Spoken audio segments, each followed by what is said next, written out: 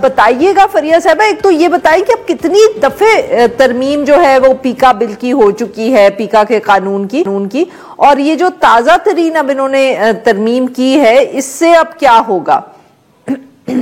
جی بہت شکریہ عارفہ. جو سبسٹانٹیو ترمیم اس سے پہلے ہوئی تھی وہ 2023 میں کی گئی تھی، اور اس کے بعد اب جو لیجسلیٹو امینڈمنٹ ہے اس کے دوران رولز آئے ہیں. سوشل میڈیا رولز ہم نے دیکھا 2020 میں آئے، پھر 21 والا جو ایشو ہوا تھا وہ چل رہا ہے ابھی تک، جو کنٹرول دیتا ہے کہ اور مزید آپ کس طریقے سے کانٹینٹ بلاک کرتے ہیں. جو ترمیم ہے کبھی بھی وہ اچھی ترمیم نہیں ہوئی، کبھی بھی انہوں نے اس کو رول بیک کرنے کی کوشش نہیں کی. جو چیزیں بتائی گئیں قائمہ کمیٹیز کو بھی کہ کس طریقے سے امپلیمنٹیشن اس کی غلط ہو رہی ہے، کس طریقے سے پرسیکیوشن ہو رہی ہے اس کے تحت، وہ تمام چیزیں کبھی بھی کسی بھی ترمیم کا حصہ نہیں رہی ہیں.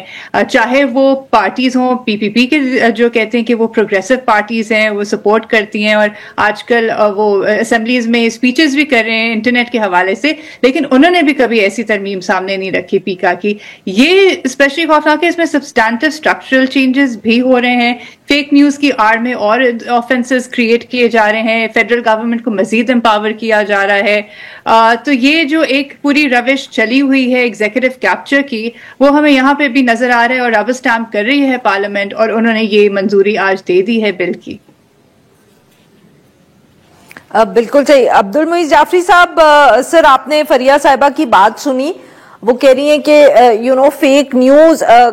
کے اوپر جو ریفرنس ہے سر، تو یہ جو بل کا مسودہ ہے اس کے اندر ایک طرف تو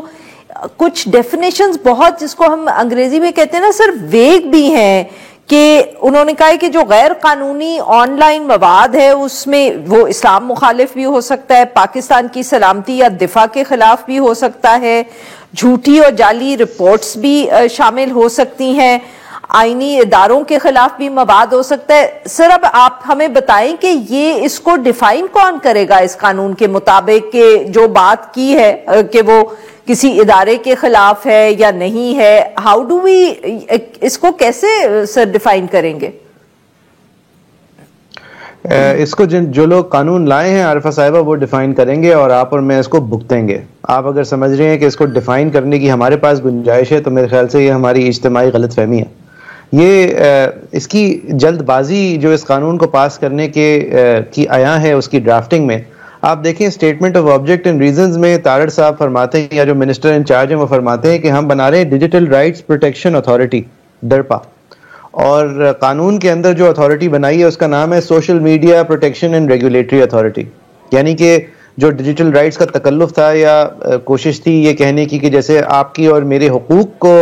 کی خدا نخواستہ یہ لوگ ڈیفینس کر رہے ہیں، تو اس تکلف کو بھی ختم کرتے ہوئے اس کو سیدھا سیدھا social media protection and regulatory authority بنایا. اچھا، پھر ایک چیپٹر ہے، ایک سب آرٹیکل چیپٹر ہے جو کہ در حقیقت ایک پورا ایکٹ ہے جو کہ اس اتھارٹی کو بناتا ہے. عموماً نارمل ڈرافٹنگ میں آپ اس طرح کی اتھارٹیز کامن سیل کی جب بنا رہے ہوتے ہیں تو اس کے نام کا ایک الگ ایکٹ بناتے ہیں، لیکن اگر وہ کرتے تو آپ کے عزائم جو ہے وہ عیاں ہو جاتے، تو اس کو بھی اس ایکٹ کے اندر جوڑ دیا. اس کے علاوہ آہستہ آہستہ ڈیفینیشنز کو ایکسپینڈ کرتے ہوئے